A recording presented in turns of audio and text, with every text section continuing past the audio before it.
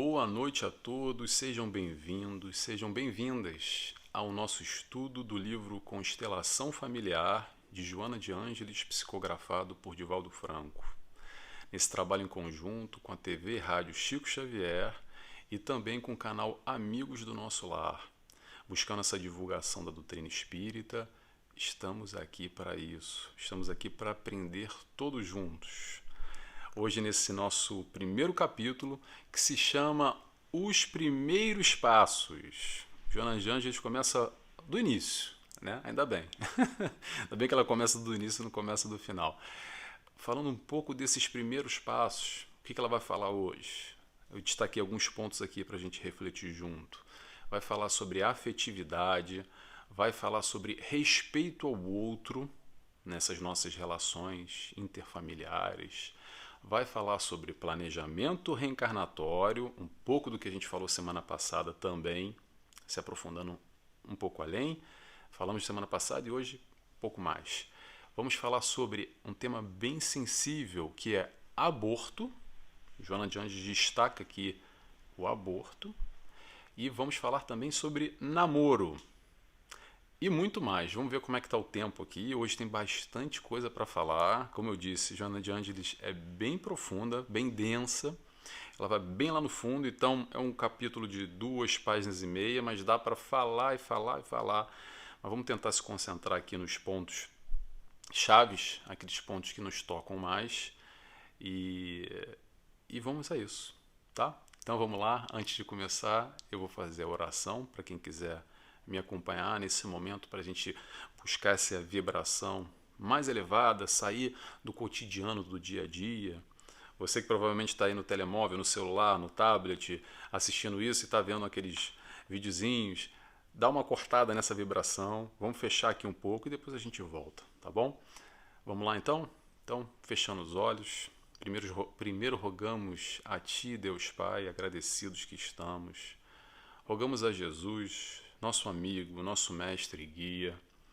Rogamos a toda a espiritualidade de luz que nos cerca em momentos como esse, que buscamos a luz, buscamos a compreensão, através dos ensinos de Joana de Ângeles, que possamos todos aqui estar de coração e cabeça aberta para compreender, para mastigar, para ruminar, para internalizar um pouco mais esse conteúdo. E assim pedimos autorização para dar início a mais esse estudo. Que assim seja, graças a Deus. Então é isso, pessoal. Vamos começar aqui com o primeiro trecho. Eu separei aqui alguns trechos. Vamos ver como é que vai o tempo, tá? E eu vou comentando aqui na ordem. Eu sempre vou repetir o que eu falei semana passada. 30 a 40 minutos, tá? Para a gente não passar muito, não ficar muito denso, muito puxado. Até para a nossa compreensão é melhor que vá mais ou menos por aí. Então, o primeiro trecho que eu separei foi o seguinte. Joana de Ângeles nos diz: no lar desenvolvem-se a afetividade, o respeito pelos direitos alheios, Quem está repetindo sou eu, não é a Joana não, tá? O despertamento para os próprios direitos sem as extravagâncias nem os absurdos de atribuir-se méritos a quem realmente não os possui. Bem, então vamos falar primeiro sobre afetividade. O que é essa afetividade nesse contexto, nessa constelação familiar? É desenvolver o sentimento. É o melhor em nós. A gente está falando de desenvolver amor, a troca entre os indivíduos. É isso que Joana de Ângeles vem falar um pouco, elaborando essa obra como um todo. O nosso papel enquanto no aprendizado, no amor, também no aspecto familiar. Então a gente tem aí a grande oportunidade desses encontros e reencontros, nesses compromissos e comprometimentos estabelecidos antes da encarnação, agora todos reunidos na família para aprender a amar. Aliás, Joana de Ângeles vai falar muito disso, tá, gente? E eu também vou repetir muito isso. Então, se você está cansado de ouvir isso, vá se preparando, tá? Ou muda, não assiste mais, ou vá se preparando, porque o aprendizado, a caminhada é no amor. E é para isso que a gente está, e a família serve exatamente para isso, tá?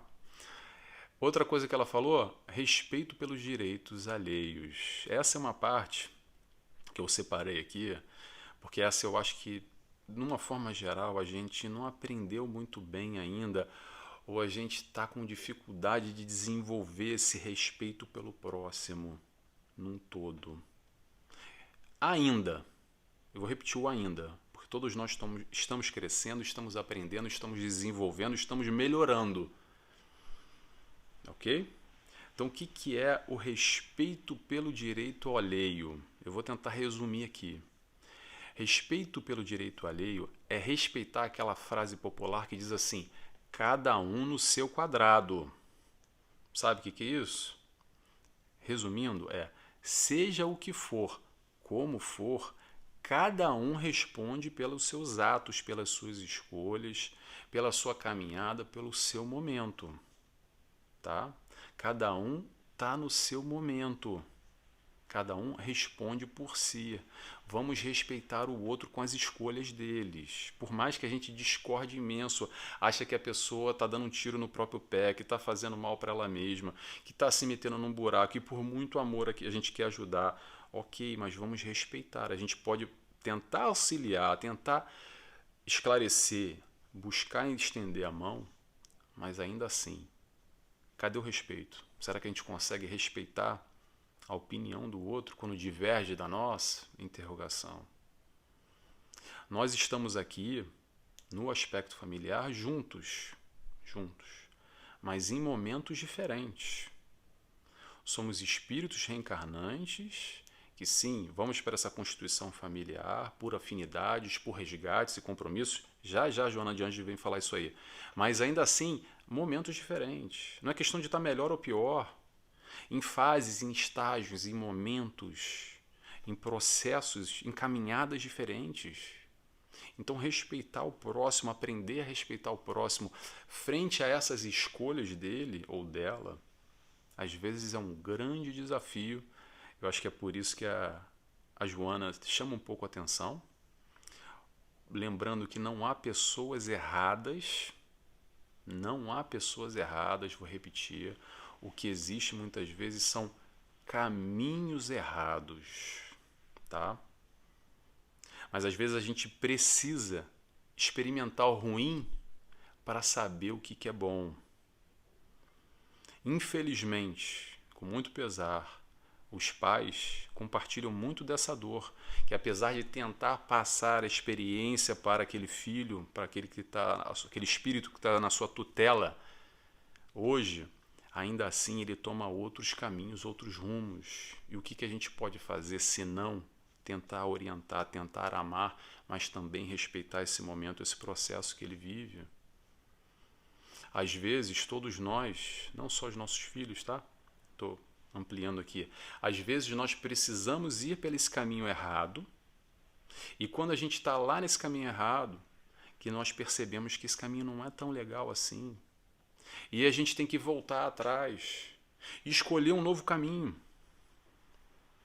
Esse é o processo do aprendizado. Muitas vezes, através da nossa vivência, da nossa experimentação, entre as escolhas que a gente faz, nós vamos chegando às conclusões que perdi meu tempo, isso aqui não me fez bem, isso aqui não é legal para a minha vida, então vou tomar outro rumo. Mas infelizmente, às vezes a gente precisa do ruim para enxergar o bom. Sabe o que é isso que a gente faz, basicamente? É reencarnar. Isso tudo que eu falei agora aqui, de ir lá num caminho e não dar certo, e voltar e para fazer de novo diferente, isso se chama reencarnação. Essa vida agora, esse momento, é exatamente para isso. Para quê, Nelson? Para tentar fazer diferente do que a gente já fez no passado, numa outra encarnação, por exemplo. É refazer, é reconstruir. É primeiro desconstruir aquilo e construir novamente. Como Chico Xavier tem aquela frase que a gente não pode fazer um novo passado, mas a gente pode sempre fazer um novo amanhã. Como? A partir de hoje, a partir de agora, a partir das nossas escolhas, tá bom? O aprendizado é no amor. A família é igual a aprender a amar, tá? Tudo certo? Vamos lá? Vamos seguindo aqui. Próximo tópico. Tô de olho no relógio, hein? Vamos lá. Próximo tópico que eu separei aqui de Joana. Esse agrupamento familiar, no entanto, não é resultado casual de encontros apressados no mundo físico, havendo ocorrido nas esferas espirituais antes do renascimento orgânico, quando são desenhadas as programações entre os espíritos comprometidos, positiva ou negativamente, para os ajustamentos necessários ao progresso a que todos se encontram submetidos. Então a gente vai falar agora, a gente não, Joana, se aprofunda mais na questão do planejamento reencarnatório. Como eu falei na semana passada, 3 pontos: genética, meio e herança espiritual. Se você quiser saber mais sobre isso, vá lá na introdução. A gente está no capítulo 1, o vídeo passado foi sobre a introdução. Genética e meio. Vamos focar só aí, onde a família se estabelece, está interligada nesse processo desse planejamento reencarnatório. Tá? O planejamento reencarnatório acontece de 2 formas. Ou lá no plano espiritual, antes da gente encarnar, com uma consciência plena, a gente senta na cadeira, entre aspas, tá, gente? Numa mesa, o que é que seja, com os nossos mentores, com a espiritualidade de luz, para preparar os pormenores da próxima encarnação, essa que estamos vivendo agora, por exemplo. E nesse comprometimento, nesse, digamos assim, nesse quebra-cabeça, nesse montar de peças, os familiares, aqueles que vão encarnar conosco, também fazem parte meticulosamente nesse processo reencarnatório. E muitas vezes isso é feito de alguma forma em paralelo, em conjunto com outros espíritos que nós reencarnamos no seio familiar. O que isso quer dizer?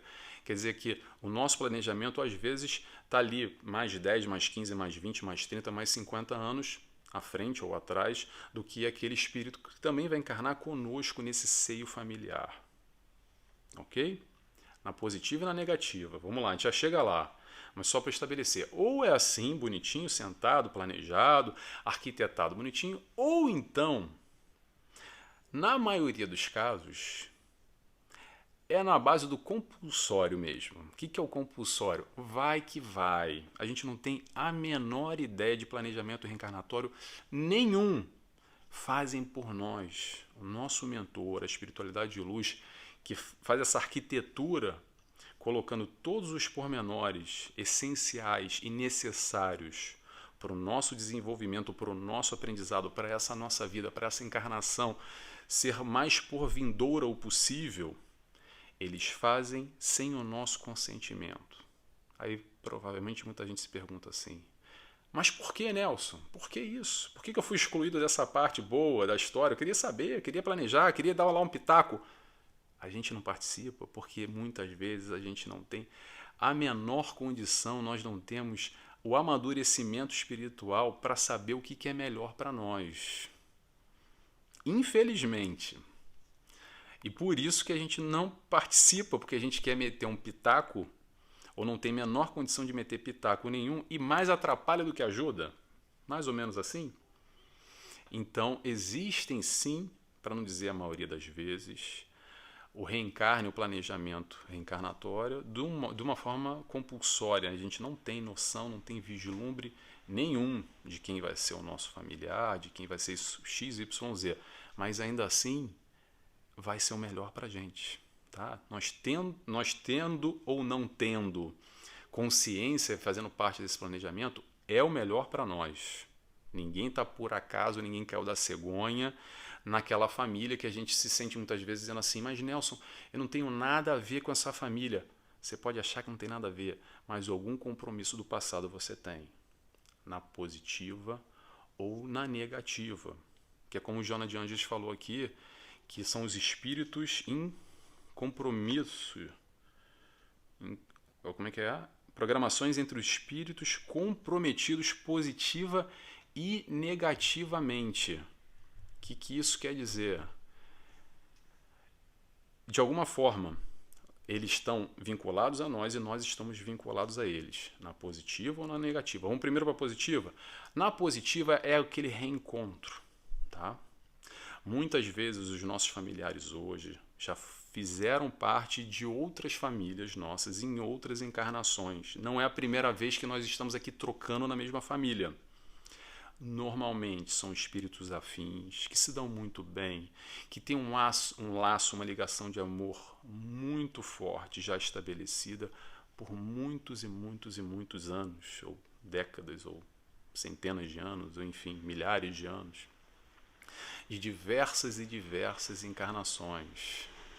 Normalmente são esses espíritos que estão aqui conosco na família que nos dão apoio, nos ajudam nessa base, nessa estrutura, nesse aspecto familiar, que é a nossa base que nos prepara para encontrar o mundo e vivenciar essas experiências todas que a gente tem para viver, que fortalecem essa nossa estrutura interna, psíquica, emocional, que nos passam esses valores, nos acreditam toda essa moralidade mais ou menos apurada dentro de cada um, dentro desses pais, principalmente nesse aspecto do ensinamento. Resumindo, é esse auxílio mútuo que muitas vezes nós como filhos também participamos ou coparticipamos nessa troca, nesse intercâmbio de crescimento, todo mundo junto. Ok? Essa é a positiva. Agora tem a história do negativo também, que isso é normalíssimo, é mais normal que a gente pensa. O que é esse comprometimento, esses compromissos na negativa? São os famosos resgates. E o que é o resgate? O resgate é o seguinte, eu vou, para exemplificar, para ficar mais fácil, para ilustrar, eu vou dar um exemplo agora aqui muito fácil, o que provavelmente na próxima encarnação, derivado ao hoje, pode ser um resgate no futuro. Tá? Vamos lá, fazer um exercício rápido aí com vocês. Pensa aí o seguinte, sabe aquela pessoa nessa vida agora, que a gente teve um problema muito sério, uma briga muito complicada, e aí gerou um sentimento muito difícil, a gente não conseguiu ainda perdoar, às vezes a gente carrega ainda muito ódio, muito rancor, uma energia muito pesada, muito negativa ainda para essa pessoa. Sabe o que eu estou falando? Não sei se vocês tiveram essa experiência, mas se tiveram, vocês devem ter lembrado de alguém agora aí. Alguém que só de pensar te dá uma coisa negativa no peito, já não quero nem pensar nessa pessoa. Sabe essa pessoa, esse sentimento que você carrega aí, negativo? Então, é disso que a gente está falando. Na próxima encarnação, provavelmente, junto e misturado, tá? Eu tô rindo aqui, é uma brincadeira, mas é mais ou menos assim. Não tô rogando praga para ninguém, tá, gente? A ideia é o seguinte, vou repetir, o aprendizado é no amor. E se tiver que ser, só assim será. De uma forma ou de outra a gente vai aprender a amar. Principalmente esses que a gente tá ali, ó, no desencontro, que tá batendo de frente, que tem esse sentimento na negativa que a gente nutre ainda e não consegue, nem que seja, não é mais falar com fulano, porque às vezes são brigas muito complicadas, mas vibrar positivamente pelaquela pessoa. Quando a gente lembra da pessoa e não tem mais esse sentimento negativo, de ódio, de rancor, de o que quer que seja, qualquer sentimento negativo. A gente vai aprender de uma maneira ou de outra, ou por iniciativa própria, ou nesse movimento de aprendizado no amor, agora, hoje, porque a gente já tem condição, por mais difícil que pareça ser, ou então através de uma família, através de um véu do esquecimento, numa próxima encarnação. Que normalmente são esses espíritos, esses familiares que a gente não se dá muito bem de graça, que a coisa não... Sabe? Parece aquela história do magnetismo, quando você bota o ímã ao contrário, que você não consegue chegar perto, aquela coisa não bate, não fecha. É disso que a gente está falando. E pelo contrário, a gente tem outros familiares que tem uma coisa que encaixa perfeitamente. E aí vem aquela pergunta, então como é que a gente faz? O que a gente tem que fazer? Tolerância. Perdão das ofensas. É buscar essa harmonia que um dia se perdeu lá atrás, ou nessa encarnação, ou na outra encarnação, ou talvez nunca teve nessa encarnação ainda. Às vezes essa rejeição é mútua e é forte demais desde o nascimento, e não é à toa, e não é à toa. Relatos de mães, e não se sinta mal, tá, mãe? Se você sentir assim, que tem 3 filhos, que tem um laço, uma afinidade gratuitamente com um ou com 2, e tem um que não consegue nem chegar perto, que tem um pavor, uma ânsia, dá vontade de passar mal, fisicamente realmente. Não consegue nem no processo de amamentação. Isso não tem nada a ver com um aspecto psicológico, tá, gente? Eu estou falando mesmo vibracionalmente em comprometimentos realizados na encarnação passada. Vamos tomar cuidado com isso para não fazer confusão, tá? Isso é natural, isso acontece. E a explicação está aí. Para os muitos questionamentos que não tem explicação, a doutrina espírita nos auxilia exatamente para a gente compreender esse processo todo nessa constelação familiar de hoje, interligando os processos e comprometimentos das outras encarnações. Foi? Vamos seguindo aqui. Vamos agora para um assunto bem sensível, que é o aborto, tá? Que eu vou falar aqui com muito cuidado, com muito amor, para a gente tentar entender esse assunto que levanta tanta fumaça e tanta... É tão complicado ainda. Vamos lá? Joana de Ângeles nos diz: o excesso de liberdade moral que viceja na atualidade as apetitosas ofertas do prazer facultam experiências irresponsáveis por falta do necessário amadurecimento psicológico para os cometimentos sexuais, que se fazem apressados e extravagantes. Não pensando nas suas consequências, quando ocorre a concepção de seres não desejados, logo se pensa em recorrer ao aborto criminoso, em hedionda conduta que deve ser gravemente enfrentada por todos os cidadãos conscientes da sua condição de humanidade. E aí, gente, eu vou repetir também, e eu acho que eu também vou repetir isso muito aqui para a gente entender como é que a espiritualidade de luz normalmente nos trata. Não tem passada de pano, tá? Não tem mimimi, não tem politicamente correto. As coisas são como são, às vezes é duro, mas é com muito amor, é com muito acolhimento, é de maneira nenhuma tentando julgar, botar ninguém na parede de fuzilamento, pregar ninguém na cruz, ok? É por isso que sempre com muita amorosidade Joana de Ângeles nos traz assuntos que fazem parte da nossa vida, do nosso cotidiano, das nossas vidas, da nossa sociedade como um todo, que vão tocar mais ou menos a nossa pessoa, de acordo com as nossas experiências e com as nossas vivências. E esse tema é um tema bem polêmico, bem sensível, e Joana de Ângeles não vai se refutar de falar e explanar as coisas como elas são. E eu também tento aqui, de alguma forma, trazer um pouco disso para a gente pensar junto e aprender com ela, tá? A ideia aqui não vai ser nunca querer julgar ninguém, ou julgar as pessoas ou os indivíduos, tá? Cada um faz o que quiser da sua vida, tá ok? Isso é importante a gente lembrar. Lembra do respeito? Que a Joana falou ainda atrás, respeito, como é que ela falou? Pelos direitos dos outros.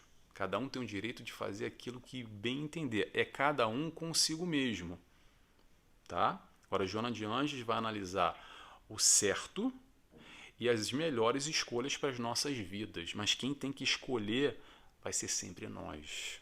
Pode estar escrito no livro, pode fazer muito sentido para você, ou pode fazer nenhum sentido também. Vamos tentar aqui desmembrar um pouco mais, mastigar um pouco mais essa história. Vamos lá? O que acontece? Alguns tópicos aqui que eu quero pontuar em relação ao aborto. Infelizmente, uma primeira coisa, já de cara, infelizmente, a responsabilidade normalmente cai nas costas, ou cai toda nas mãos da mulher. Vamos lembrar o seguinte, o compromisso, ou realizado, o comprometimento com a geração de um novo feto, de um novo filho, ou os responsáveis são 2 pessoas, tá bom? Então o homem também faz parte dessa questão, dessa responsabilidade. Não é somente responsabilidade de mulher alguma tomar a decisão do aborto ou não. Claro que há vários casos, há várias vertentes, a gente vai pegar individualmente as questões que às vezes a pessoa nem nunca mais vê o cara e pronto, não tem acesso à pessoa. Muito bem. Mas atenção, vamos só ter atenção isso, que isso é importante, tá? Essa responsabilidade não é só da mulher, são os dois corresponsáveis, não, os dois responsáveis diretamente pelo ato sexual, e a formação é muito bem-vinda ou talvez não bem-vinda, pela questão que seja, tá? O pensar no aborto ou não pensar no aborto. E aí vem aquele pensamento assim: ah, Nelson, mas e a liberdade da mulher, a liberdade do corpo, a decisão dela? Pessoal, olha só, vou tentar elaborar isso bem, elaborado com muita calma, porque são assuntos polêmicos e geram muito ruído às vezes, tá? A minha ideia não é gerar ruído, gerar polêmica nenhuma. Vou só trazer um ponto de vista. Ninguém precisa concordar nem comigo, nem com Joana de Ângeles, nem nada. A questão aqui não é a liberdade do corpo, a liberdade da mulher, a tomada de decisão, tá? Liberdade, livre-arbítrio, todo mundo tem. E a questão não é essa. Porque cada um faz o que quiser o tempo todo. Vou repetir, tá? Eu, Nelson, não sou mulher, mas eu posso me jogar. Vou fazer uma analogia bem esporádica aqui, tá? Eu posso me jogar da ponte, como eu posso pegar a arma e matar alguém também. Eu tenho a liberdade de fazer isso, eu tenho a escolha, eu posso fazer o que eu quiser na minha vida. Então a questão não é ter liberdade sobre o corpo ou não ter liberdade sobre o corpo. A questão aqui não é essa. O ponto que eu quero trazer é o seguinte: cada escolha é igual a um resultado. Cada ação gera uma reação. Cada plantio vai gerar uma colheita. Eu acredito que é isso que Joana quer trazer. Não é dizer para ninguém o que é certo ou errado. A gente já sabe dentro daquilo que nós temos em concepção, que nós acreditamos a partir das nossas crenças, dos nossos valores. O que a gente tenta fazer aqui é colocar essa discussão em baila em outros aspectos, em outros pontos de vista, para nos questionarmos verdadeiramente quais são as escolhas que eu estou fazendo para a minha vida. Porque essas escolhas vão determinar outros pontos. A pergunta é o seguinte: o direito da vida ou da morte está nas nossas mãos, e o que a gente vai fazer? É a gente que sabe, e é assumir a responsabilidade. É basicamente isso. Outro ponto que a gente escuta falar muito: ah, Nelson, mas no país tal já é legalizado e se faz aborto, aí na esquina como você vai tomar um café? Pessoal, vamos tomar cuidado com leis dos homens e leis de Deus, que são coisas completamente diferentes, tá? Vou pegar só um exemplo aqui para ilustrar também. Há pouco tempo, pouquíssimo tempo, na Arábia Saudita, uma mulher adúltera, ou melhor, aquela mulher que foi pega traindo um homem, ou denunciada pelo homem que está traindo ele, ela era, agora, não é na época do Cristo não, tá? Coisa de pouquíssimos anos atrás. Quando digo poucos, é década passada. Não sei a data exata. Ela era enterrada viva e ficava só com o pescoço de fora e era apedrejada até a morte. E isso fazia parte da lei dos homens daquele país. Como hoje é um país que tem muita discussão, eu não quero entrar em discussão nenhuma. Mas, pessoal, vamos separar muito bem. Leis dos homens são falhas. Está o tempo inteiro modificando, reconstruindo. Ah, mas mudou, agora tem e depois não tem? Tá bom, como pena de morte e tantas outras questões que são muito discutíveis. Agora há pouco tempo estão discutindo novamente, não sei como é que está isso agora na Rússia, de voltar à pena de morte. Por exemplo, eu acho que a Rússia também não é grandes exemplos nesse momento, mas pronto, é o que me vem à minha cabeça aqui. Só mais uma coisa que eu quero falar sobre aborto, que é importantíssimo, tá? Porque isso é uma carga muito pesada, principalmente para quem já cometeu o aborto. Vamos tomar cuidado, gente. Vamos tomar cuidado, sabe com o quê? Com o sentimento de culpa, com aquela história de ficar se martirizando, pegando chicote, se maltratando. Mais ainda, infelizmente tem muita gente que já cometeu aborto há tantos anos e se penaliza quase que diariamente, não aceitando o erro que cometeu no passado. Pessoal, fez, se arrependeu, faz parte, tá? Todos nós erramos e vida que segue. Vamos tentar entender, ou substituir melhor, a palavra erro por aprendizado. Vou repetir. Isso é muito importante para a reflexão como um todo. Substituir o erro que a gente já cometeu por aprendizado. Essa é a grande graça, é o aprendizado. Aprendizado para quê? Para a gente fazer diferente na próxima vez. Se isso hoje para você, atenção, de novo, não estou aqui para dizer para ninguém o que é certo ou errado, cada um tem a sua concepção de certo ou errado. Eu vou trazer o que faz sentido para mim dentro da doutrina espírita, toda essa explicação que vai muito além do que eu estou dizendo aqui, tá, gente? O comprometimento com esses espíritos reencarnantes, ok? Que a gente vai ter a decisão nas nossas mãos de tirar uma vida ou não, e aí vai uma outra discussão que a doutrina espírita se debruça demais e dá um ponto de vista muito amplo, além do que essa discussão que existe de uma forma geral nas sociedades, nos países, onde isso sempre é pauta, tá? Cada um tem a sua... E a religiosidade se coloca no meio, etc e tal. Mas a questão aqui é o seguinte, apesar disso tudo, para quem já fez, liberta do teu coração essa carga, tá bom? Aceita você imperfectível, rumo à perfeição, ainda erra. Você é um aspirante como eu a chegar à perfeição, mas ainda não somos, ainda erramos, ainda pisamos na bola, ainda vacilamos e faz parte, tá? Então não carrega essa culpa. É isso que eu queria dizer. Isso é muito importante, é um tema muito sensível. Vamos lá? Vamos lá que a gente já está no nosso horário. Próximo tópico que eu separei aqui. Tomara que tenha sido bem esclarecedor, gente. Eu tento falar aqui, mas eu sei que são temas que mexem muito com o emocional e são temas muito complicados de falar. Mas vamos tentar seguir a linha aqui de Joana. Se qualquer coisa, não briga comigo não, tá? Briga com Joana. Pode brigar comigo também, não tem problema. Vamos lá. Joana nos diz: numa cultura social saudável, os primeiros relacionamentos afetivos têm por finalidade a vivência do companheirismo, o desabrochar da amizade, passo inicial para a manifestação do amor sem perturbação e com caráter duradouro. E aí a gente vai falar aqui sobre o saudável, não é isso? Isso, numa cultura social saudável. O saudável aqui exposto por Joana, e o que a doutrina coloca sempre, são os relacionamentos firmes, sólidos, a médio e longo prazo. A ideia é essa, tá bom?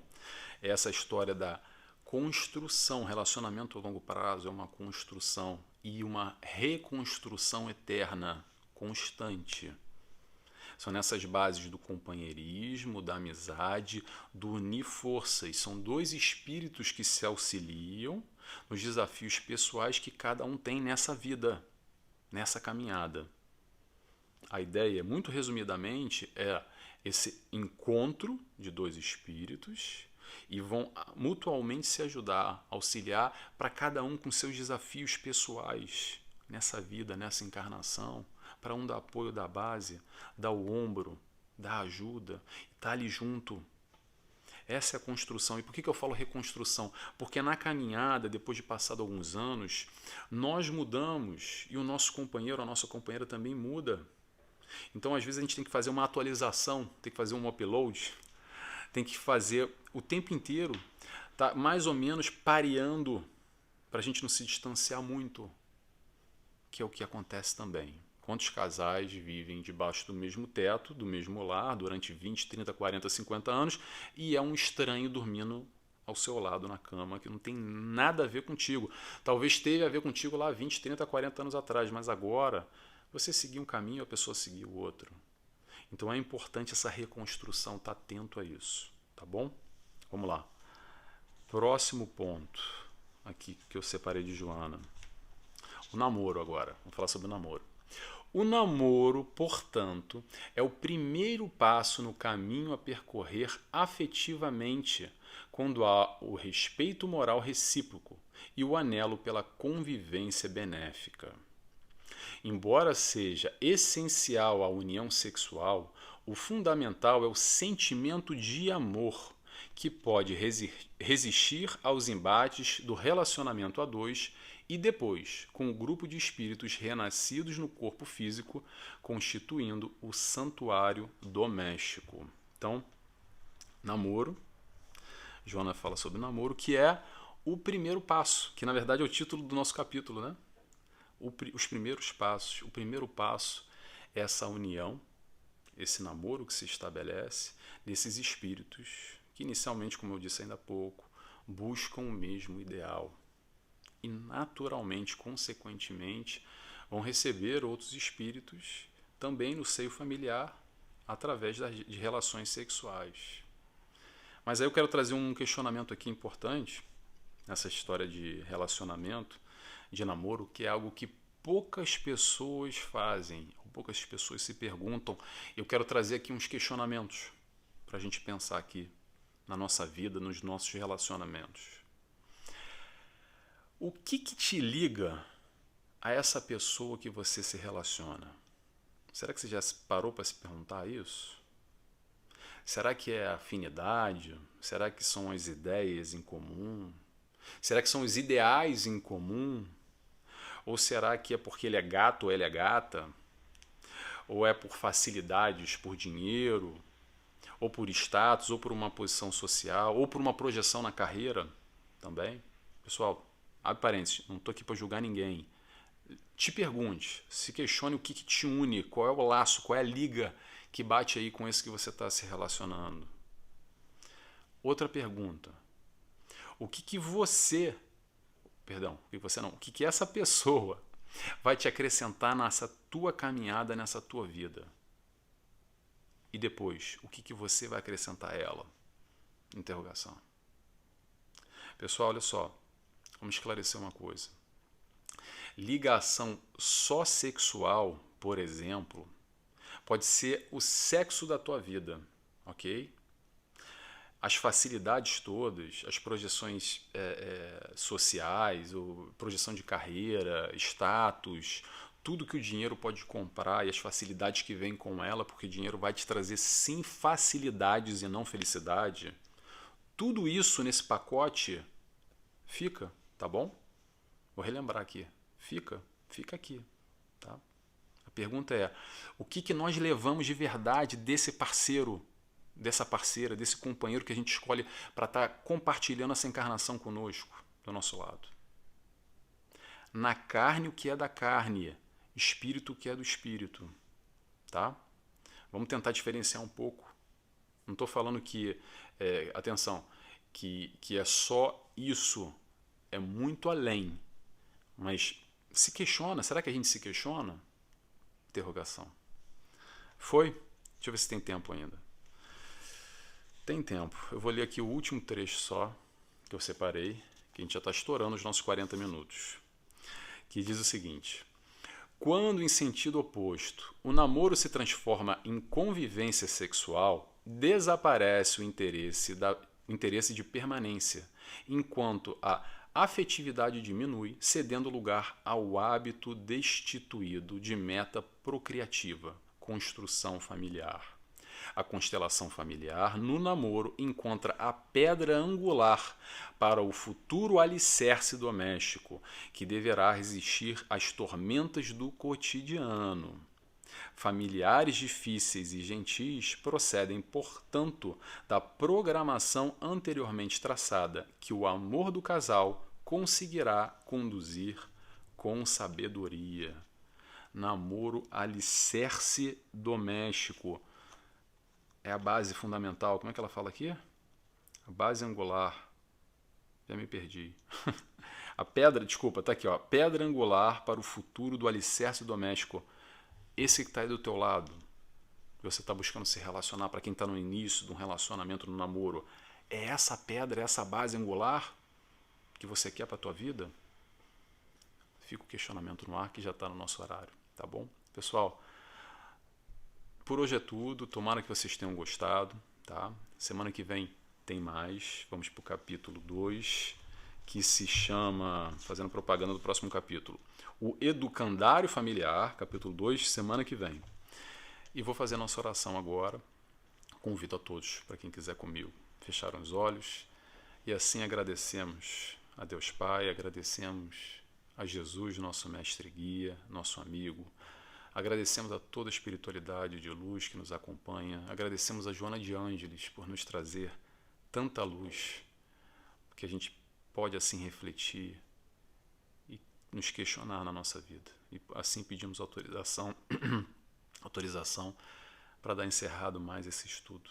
Que assim seja, graças a Deus. Pessoal, muito obrigado para quem esteve comigo até agora aqui. Eu ia lançar as palavras-chave, né? Eu vou lançar agora. Palavra-chave é uma brincadeira que eu faço para quem não me acompanha nos outros estudos. Eu gosto de saber quem esteve comigo agora até o final aqui. Então a palavra-chave de hoje vai ser aborto, logo, tá? Então se você esteve até agora no final, escreve para mim assim, aborto. Porque eu vou saber que você esteve aqui, que você está acompanhando e que você gostou, tá bem? Se não gostou também, pode escrever aborto, pelo menos eu sei quem está acompanhando. Pessoal, até semana que vem. Obrigado. Tchau, tchau.